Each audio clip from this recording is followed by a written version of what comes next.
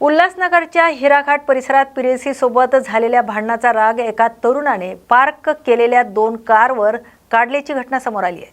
संतापलेल्या तरुणाने दगडाने 2 कारच्या काचा फोडल्या आणि घटनास्थळावरून पसार झालाय। घटनेची माहिती मिळताच उल्हासनगर सेंट्रल पोलिसांनी सीसीटीव्ही फुटेजच्या आधारे तपास सुरू केलाय। फुटेजच्या मदतीने आरोपीची ओळख पटवून पोलिसांनी वैभव खरे याला अटक केली आहे। प्रेयसीसोबत झालेल्या किरकोळ वादातून संतापाच्या भरात वाहनाचं नुकसान केल्याच्या तपासातून समोर आले। या प्रकरणी पोलिसांकडून पुढील तपास सुरू आहे। आदिवासी विद्यार्थ्यांच्या विविध मागण्यांसाठी वर्ध्यातील प्रकल्प अधिकारी कार्यालय परिसरात ऑल इंडिया इंडिजिनस स्टुडंट्स फेडरेशनच्या नेतृत्वात धरणे आंदोलन सुरू केले। 5 आणि 14 ऑगस्टचे शासन निर्णय रद्द करावेत, आदिवासी विकास मंत्र्याचा राजीनामा घ्यावा, तसेच वसतिगृहातील कर्मचारी आणि मनुष्यबळ वाढवावे अशी विद्यार्थ्यांची मागणी आहे। यासोबतच पंडित दीनदयाल उपाध्याय स्वयं योजना इयत्ता 11वी पासून सुरू करण्याची मागणी विद्यार्थ्यांनी केली आहे। दरम्यान आमदार अभिजित वंजारी यांनी आंदोलनस्थळी भेट देऊन विद्यार्थ्यांची समस्या जाणून घेतल्यात। या मागणी संदर्भात आमदारांसोबत मुंबईत आदिवासी विकास मंत्र्याची भेट घेऊन प्रश्न मांडणार असल्याचं त्यांनी सांगितलंय। वर्धेच्या आदिवासी प्रकल्पाच्या कार्यालयामध्ये आम्ही या ठिकाणी उपस्थित आहे। या ठिकाणी वर्धा जिल्ह्यातले सर्व या विभागाच्या संदर्भात असलेले सर्व विद्यार्थी गेल्या 4 दिवसापासून उपोषणावर बसलेले आहे। आंदोलनाला त्यांनी सुरुवात केलेली आहे आणि त्यांच्या मागण्या रास्त आहेत। ज्या पद्धतीच्या घटना आदिवासी भागातल्या ज्या काही आपल्या निवासी आश्रमशाळा आहे त्या सरपंचांच्या ज्या घटना घडलेल्या आहेत, बाकीच्या त्यांच्या ज्या सोयी सुविधा आहेत त्या संदर्भामध्ये यांची जी मागणी आहे ती अतिशय रास्त मागणी आहे। खरं म्हणजे आदिवासी विभागाचं या संपूर्ण व्यवस्थेकडे कोणतंही लक्ष नाही, अशा पद्धतीची परिस्थिती आता संपूर्ण राज्यामध्ये दिसून पडते आहे। म्हणजे केवळ गडचिरोली नाही तर यवतमाळ नाही, नंदुरबार नाही तर राज्यातल्या ज्या ठिकाणी आदिवासी विकास विभागाच्या अंतर्गत ज्या काही आश्रमशाळा आहेत त्या सर्व ठिकाणी अशाच पद्धतीची परिस्थिती आहे। आणि म्हणून आता जे शासनाने काही दिवसांपूर्वी जो GR काढलेला आहे त्या GRमध्ये त्यांनी त्या ठिकाणी हॉस्टेलच्या संदर्भामध्ये प्रवेश घेण्यासाठी त्यांनी जी वयाची अट टाकलेली आहे ती अट काही मान्य नाही, कारण शिक्षणाकरताही कुठल्याही पद्धतीची अट आपल्या कुठल्याही नियमामध्ये नाही। आणि म्हणून हॉस्टेलमध्ये प्रवेश घेताना जी अट टाकलेली आहे ती सुद्धा अत्यंत चुकीची पद्धतीची अट आहे। त्याच्याशिवाय विद्यार्थ्यांना त्या ठिकाणी स्वाधार योजनेच्या माध्यमातून ज्या विद्यार्थ्यांच्या हॉस्टेलमध्ये ॲडमिशन नाही मिळत, ज्यांना प्रवेश नाही मिळत, त्यांना मासिक भत्ता मिळाला पाहिजे किंवा वेगवेगळ्या ज्या काही सोयी मिळाल्या पाहिजे त्या सोयी त्यांना मिळत नाही। या सर्व कारणास्तव या सगळ्या त्यांच्या मागण्यांसाठी आमचे सर्व आदिवासी संघटनेचे विद्यार्थी त्या ठिकाणी आंदोलनात बसले आहे। आम्ही त्यांच्या आंदोलनाला पाठिंबा देण्यासाठी आलेलो आहे आणि आमची सरकारला विनंती राहणार आहे की या संदर्भामध्ये तातडीनं आपण काहीतरी उपाययोजना करावी। आदिवासी विद्यार्थ्यांच्या मागण्या असतील किंवा आश्रमशाळेमध्ये शिकणाऱ्या विद्यार्थ्यांच्या ज्या काही सुविधा असतील त्या सुविधांच्या संदर्भामध्ये त्यांच्या ज्या काही मागण्या आहेत त्या मागण्यांच्या संदर्भामध्ये तत्काळ शासनानं तशा पद्धतीचं परिपत्रक काढलं पाहिजे, अन्यथा हे आंदोलन आणखी चिघळत जाणार आहे आणि हे विद्यार्थी थांबणार नाही। आणि म्हणून उद्यासुद्धा आम्ही मुंबईला जाणार आहे। आम्ही काही 3-4 आमदार मुंबईला आदिवासी विकास विभागाचे मंत्री त्यांनासुद्धा आम्ही भेटणार आहे। त्यांनासुद्धा आम्ही त्या मागण्यांच्या मार्फत त्यांना ते निवेदन करणार आहे आणि त्यांनी जर नाही त्या निवेदनानुसार मागण्या पूर्ण केल्या तर मग आम्हाला सुद्धा आंदोलन केल्याशिवाय पर्याय राहणार नाही। पनवेल महानगरपालिकेच्या कामोठे परिसरातील सार्वजनिक शौचालयाच्या इमारतीत सोफा, वॉशिंग मशीन, किचन आणि बेडसह विविध सुविधा आढळून आल्याने या ठिकाणच्या वापराबाबत प्रश्न उपस्थित केले जात आहेत। सार्वजनिक शौचालयाच्या इमारतीचा अशा पद्धतीने वापर नेमका कशासाठी आणि कोणाच्या परवानगीने सुरू आहे असा सवाल विरोधी पक्षनेते अरविंद म्हात्रे यांनी उपस्थित केलाय। नागरिकांच्या करातून लाखो रुपये खर्च करून उभारण्यात आलेल्या अनेक सार्वजनिक स्वच्छतागृहाची शहरात दुरावस्था झाल्याचा आरोप आहे। मात्र कामोठ्यातील सार्वजनिक शौचालयाच्या इमारतीतच किचन आणि राहण्याच्या सुविधांसारखी व्यवस्था आढळल्याने पालिका प्रशासनाच्या कारभारावर प्रश्नचिन्ह निर्माण झालेत। या प्रकाराची सखोल चौकशी करून सार्वजनिक सुविधेचा वापर नेमका कोण करत आहे आणि त्यासाठी परवानगी देण्यात आली आहे का याची माहिती समोर आणावी अशी मागणी करण्यात आली आहे। दरम्यान महापौर नितीन पाटील यांनीही या प्रकाराबाबत नाराजी व्यक्त केली आहे। पालिका प्रशासनाकडून तातडीने चौकशी करण्यात येईल असंही सांगण्यात आलं। पाहिलं असेल का कामोठा सेक्टर 15 मध्ये मी व्हिजिट मारली तर तिथे चक्क 2 कुटुंबे राहतात। इथे 5 महिन्यापूर्वी 30 ते 40 लाख रुपये खर्च करून पनवेल महानगरपालिकेने सुलभ शौचालय बांधलं होतं आणि या शौचालयामध्ये अशा अनधिकृत अतिक्रमण करून लोक राहतात। मग आमचा अतिक्रमण विभाग गेला कुठेशी? मग आमचा स्वच्छताचा विभाग नेहमी सांगतो का आम्ही त्याच्यामध्ये स्वच्छता करत असतो, मग ते गेले कुठे? मग तिथे रोज 2 टाइम पाणी टाकतात, आलं लक्षात ना? मग ते पाणी टाकणारे गेले कुठे? आणि तिसरा मुद्दा, तिथे सीसी कॅमेरा सुद्धा नाही. आणि 10 दिवसापूर्वी माझ्या पनवेलमध्ये एक 10 वर्षाच्या मुलीवर आज अति प्रसंग करण्याचा प्रसंग आलं. मग या विषयाकडे गांभीर्य महानगरपालिका घेणार का नाही घेणार? मग या आयुक्त साहेब असू द्या, या प्रशासन असू द्या, या सत्ताधारी असू द्या, हे लोक यासाठी कोण हप्ते घेतो का? हा पडलेला मोठा शंका आहे. काही लक्ष नाही ना. आता 10 दिवसापूर्वी ही घटना आलं लक्षात ना. आता कांबोट्याची घटना, तुम्ही माझ्या पाठी फिरा, मी तुम्हाला कलंबुलीचे आजही तुम्ही जाऊन या, सिंग हॉस्पिटलच्या समोर सर्व शौचालय फेकून दिलेले आहेत. आज 30-40 लाख रुपये शौचालय बांधलेले आहेत, ते बाहेर फेकले आहेत. तुम्ही खारघरच्या टोलवर जाऊन बघा, आत्ता उद्घाटन फार मोठ्या चांगल्या याच्याने केलं होतं, आज त्याची अवस्था बघून या तुम्ही. म्हणजे अशा. आणि तिसरी गोष्ट, या स्वच्छता करण्यासाठी 5 कोटी रुपयाचं टेंडर आहे. मग ते लोक काय ते लोक काय करतात? अशा पद्धतीने हे लोक महानगरपालिकेमध्ये होत असलेला भ्रष्टाचार, याच्यावर मी 100% आवाज उठवत असतो. आणि गेल्या स्थायी समितीमध्ये, काल झालेल्या स्थायी समितीमध्ये मी हेच विरोध केलं की तुम्ही हे पूर्ण पाहणी करा आणि मगच त्यांना मंजुरी द्यायची. पहा आणि जनतेने याचं मला उत्तर द्या. मी स्वतः ज्या दिवशी मी स्वतः बघतोय, पाहतोय आणि तिथं अशी व्हिजिट मारतो, तरच हा विषय घेतो. कागदाशिवाय मी कधी विषय घेत नाही, आलं लक्षात ना. आणि हे जनतेने याचा निर्णय घ्यावा तर जनतेचे टॅक्सचे पैसे असा दुरुपयोग होत असेल, मग जनतेने कोणाकडे पाहावे, याच्याकडे जनतेने त्याच्याबद्दल मला. सांगलीच्या कुपवाडमध्ये 15 ऑगस्ट रोजी झालेल्या खुनी हल्ल्यात आता दुहेरी हत्याकांडाचं स्वरूप आलंय. या हल्ल्यात गंभीर जखमी झालेले मोहन केसरेकर यांचा मिरज सिव्हिल रुग्णालयात उपचारादरम्यान मृत्यू झालाय. या घटनेत त्यांच्या पत्नी मनीषा केसरेकर यांचा यापूर्वीच मृत्यू झाला होता. तर कुपवाड परिसरात किरकोळ कारणांवरून शेजारी राहणाऱ्या फरीद अब्दुल शेख याने मोहन आणि मनीषा केसरेकर यांच्यावर हल्ला केल्याचा आरोप आहे. हल्ल्यात मोहन यांच्या डोक्यात हातोडीने वार करण्यात आले, तर पतीला वाचवण्यासाठी पुढे आलेल्या मनीषा यांच्यावर चाकूने हल्ला झाल्याचा आरोप पोलिसांकडून सांगण्यात आले. या घटनेत मनीषा यांचा मृत्यू झालाय, तर गंभीर जखमी मोहन यांच्यावर उपचार सुरू होते. मात्र उपचारादरम्यान त्यांचाही मृत्यू झालाय. घटनेनंतर फरार झालेल्या संशयित फरीद अब्दुल शेख याला पोलिसांनी 4 तासात ताब्यात घेतले. सांगली जिल्हा पोलीस अधीक्षक तुषार दोशी यांच्या मार्गदर्शनाखाली स्थानिक गुन्हे अन्वेषण शाखेने ही कार्यवाही केली. या प्रकरणाचा पुढील तपास कुपवाडा MIDC पोलीस करतायत.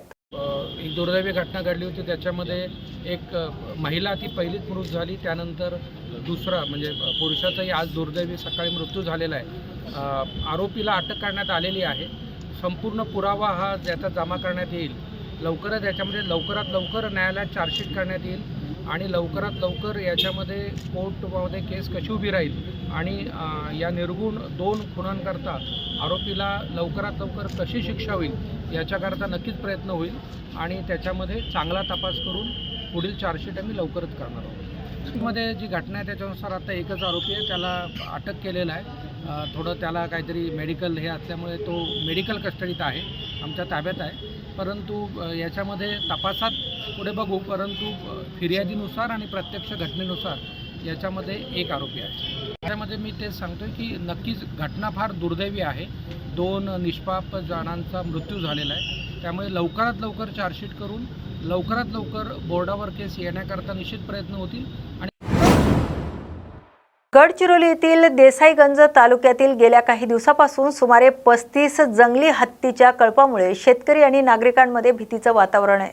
हत्तीच्या कळपामुळे शेतपिकांसह शेतघरांचं नुकसान होत असल्याचं वन विभागाने तातडीने उपाययोजना कराव्यात या मागणीसाठी राष्ट्रवादी काँग्रेसकडून आंदोलन करण्यात येणार आहे. नुकसानग्रस्त भागाची पाहणी करून पंचनामे करावेत, शेतकऱ्यांना योग्य नुकसान भरपाई द्यावी आणि हत्तीच्या कळपाला सुरक्षितपणे जंगलाच्या दिशेने हलवण्यासाठी प्रभावी उपाययोजना कराव्यात अशी मागणी राष्ट्रवादी काँग्रेसने केली आहे.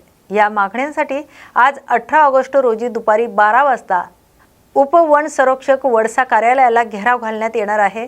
तर ग्रामस्थांना हत्तीच्या हालचालींबाबत नियमित माहिती देण्यासोबतच भविष्यातील नुकसान टाळण्यासाठी कायमस्वरूपी उपाययोजना करण्याची मागणी करण्यात आली आहे. दरम्यान वन विभागाच्या कारभारांबाबत करण्यात आलेल्या आरोपांची चौकशी करून कार्यवाही करावी अशी मागणी राष्ट्रवादी काँग्रेसने केली आहे. मागणींची तातडीने दखल न घेतल्यास आंदोलन तीव्र करण्याचा इशारा देण्यात आलाय. राष्ट्रवादी काँग्रेस पार्टी अजित पवार गट तालुका देसाईगंजच्या वतीने वडसा वन विभागामध्ये टस्कर हत्ती व त्याचे 35 जंगली हत्तींचा कळप या परिसरात धुमाकूळ घालीत असून शेतकऱ्यांचं अतोनात नुकसान झालेलं असून त्याचा पंचनामा करण्यात यावा व वाढीव नुकसान भरपाई देण्यात यावी आणि या हत्तींचा तात्काळ बंदोबस्त करावा ह्या प्रमुख मागणीला घेऊन आज ह्या DFO वडसा ह्या कार्यालयाला घेराव आंदोलन करण्यात आलेलं होतं. आपण स्वतः सत्तेमध्ये असून आपली जी लढाई आहे ते प्रशासन विरुद्ध आहे किंवा सरकार विरुद्ध आहे? आम्ही सत्तेमध्ये सहभागी जरी असलो तरी आम्ही शेतकऱ्यांच्या पाठीशी आहोत. आमचे नेते अजितदादा पवार, आदरणीय धर्मराव बाबा आत्राम यांच्या सूचनेनुसार शेतकऱ्यांवर जर अन्याय आणि अत्याचार होत असेल आणि प्रशासन जर ती मागणी पूर्ण करत नसेल तर ही मागणी जी आहे हे प्रशासनाचे जे निष्क्रिय अधिकारी आहेत त्यांना धडा शिकवण्यासाठी आज हा राष्ट्रवादी काँग्रेस पार्टीचा या ठिकाणी आंदोलन. मणिपूरचे गृहमंत्री के गोविंददास सिंह आणि आमदार जय किसन सिंह यांनी आज बारामती येथील कृषी विज्ञान केंद्राला भेट देत आधुनिक कृषी तंत्रज्ञानाची माहिती घेतली. यावेळी ज्येष्ठ नेते शरद पवार, खासदार सुप्रिया सुळे आणि युवा नेते योगेंद्र पवार उपस्थित होते. तर या भेटीदरम्यान कृषी क्षेत्रात आधुनिक तंत्रज्ञानाचा वापर विशेषतः कृत्रिम बुद्धिमत्तेच्या माध्यमातून शेतीमध्ये सुरू असलेल्या विविध प्रयोगांची माहिती मणिपूरच्या शिष्टमंडळाने घेतली.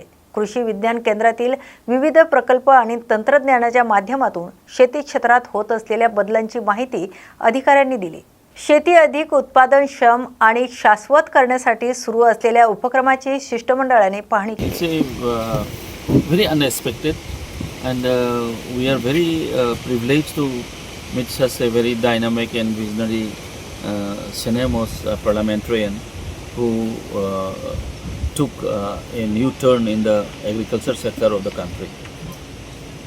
We are very happy and we are very privileged to just meet him once again.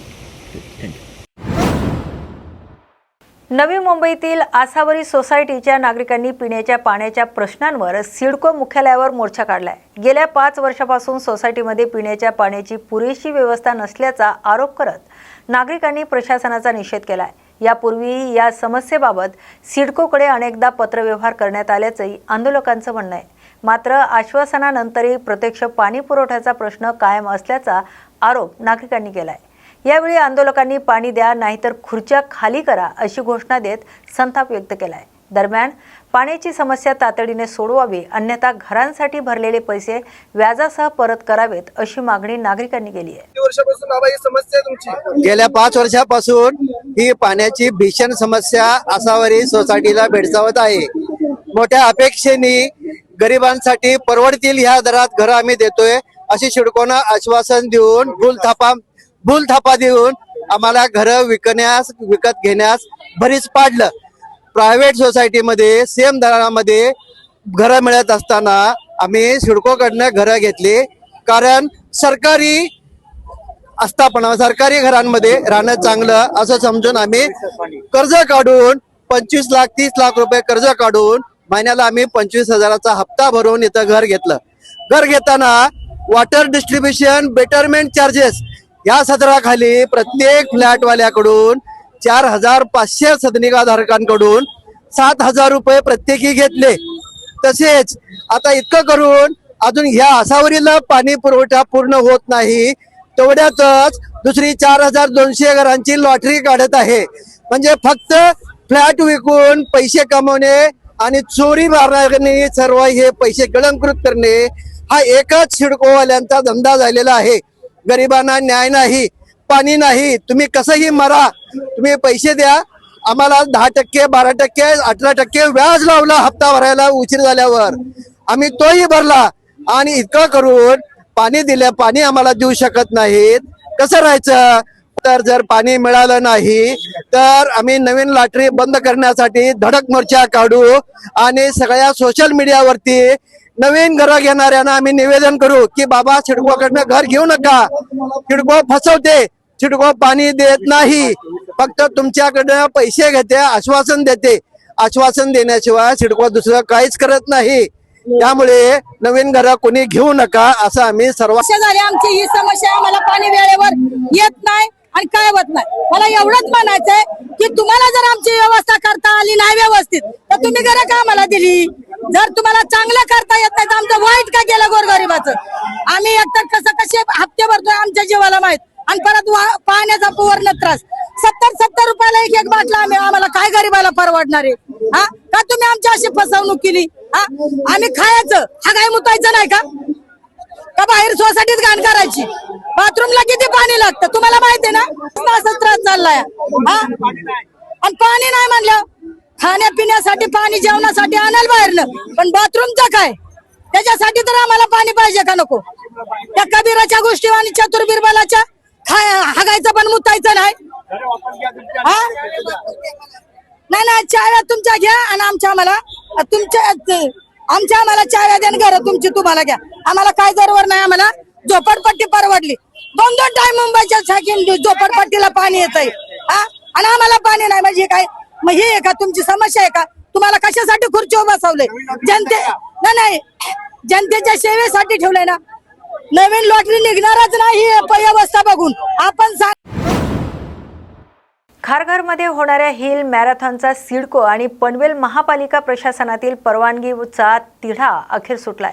सिडकोने परवानगी दिल्यानंतर 23 ऑगस्ट रोजी होणाऱ्या या मॅरेथॉनमध्ये देश धावपटूंना सहभागी होता येणार आहे. पनवेल महापालिकेच्या वतीने प्रथमच अशा स्वरूपाचा हिल मॅरेथॉनचे आयोजन करण्यात आले.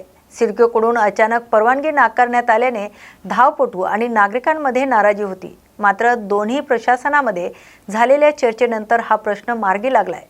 परवानगी मिळाल्याने स्पर्धेबाबतचा उत्साह वाढलाय तर मॅरेथॉनसाठीची नोंदणी 10,000चा टप्पा ओलांडण्याची शक्यता महापौर नितीन पाटील यांनी व्यक्त केली आहे. बुलढाणा जिल्ह्यातील मेहकर तालुक्यात मांडवा उपकेंद्रात कार्यरत समुदाय आरोग्य अधिकारी डॉक्टर संदीप हाडे यांनी आत्महत्या केल्याची घटना समोर आली आहे. 15 ऑगस्ट रोजी ध्वजारोहण केल्यानंतर त्यांनी राहत्या घरी गळफास आत्महत्या केल्याची माहिती आहे. दरम्यान NQAS मूल्यांकनाच्या तयारीसाठी अल्प कालावधीतच काम पूर्ण करण्याचे आदेश, अपुरे मनुष्यबळ आणि साधनसामुग्री तसेच वरिष्ठांकडून असलेल्या कामाच्या ताणामुळे डॉक्टर हाडे मानसिक तणावात असल्याचा आरोप समुदाय आरोग्य अधिकारी संघटनेने केला आहे. आत्महत्येच्या दिवशी त्यांनी वैद्यकीय अधिकाऱ्यांकडे राजीनामाही दिल्याची माहिती संघटनेने दिली आहे. या प्रकरणाची बाहेरील जिल्ह्यातील निष्पक्ष समितीमार्फत चौकशी करावी अशी मागणी संघटनेने केली आहे. अन्यथा आंदोलन करण्याचा इशाराही देण्यात आला आहे. दरम्यान डॉक्टर हाडे कामाच्या मानसिक तणावात असल्याच्या बाबीला जिल्हा आरोग्य अधिकाऱ्यांनी दुजोरा दिल्याचं संघटनेचं म्हणणं आहे. नमस्कार, मी जिल्हाध्यक्ष समुदाय आरोग्य अधिकारी संघटना बुलढाणा जिल्हा डॉक्टर मंगेश मुंडे. तर एक घटना झालेली आता एका 27 वर्षाचे कर्मचारी आहेत त्यांनी आत्महत्या केलेली आहे. काय आहे म्हणजे त्रासाला कंटाळून आत्महत्या आहे काय प्रकार. सर, बुलढाणा जिल्ह्यामध्ये मेहकर तालुक्यामध्ये देवगाव साखरसा म्हणून एक PSC आहे. त्या PSC अंतर्गत मांडवा फॉरेस्ट एक उपकेंद्र होतं. त्या उपकेंद्राच्या ठिकाणी आमचे समुदाय आरोग्य अधिकारी डॉक्टर संदीप हाडे कार्यरत होते.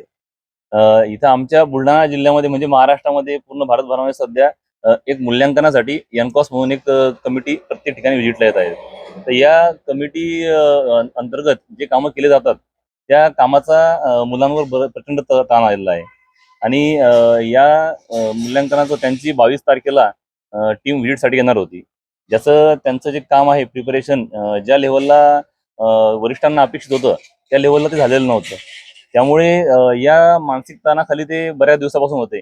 आमच्या मित्रपरिवारांमध्ये बोलताना प्रत्येक वेळेस त्यांचा हाच उल्लेख असायचा की माझं NCOS आहे ते कसं होईल, कशा प्रकारे होईल, माझ्याकडे टीम येईल, मी पास होईल का फेल होईल, कसं होईल मला, या प्रकारे ते कंटिन्यूस बोलत राहायचे. 15 ऑगस्टच्या सायंकाळी संबंधित जे आमचे समुदाय आरोग्य अधिकारी होतं त्यांचं दुर्दैवी मृत्यू झाल्याची बातमी मला त्या रात्री साधारणतः 9:30-10च्या दरम्यान कळाली.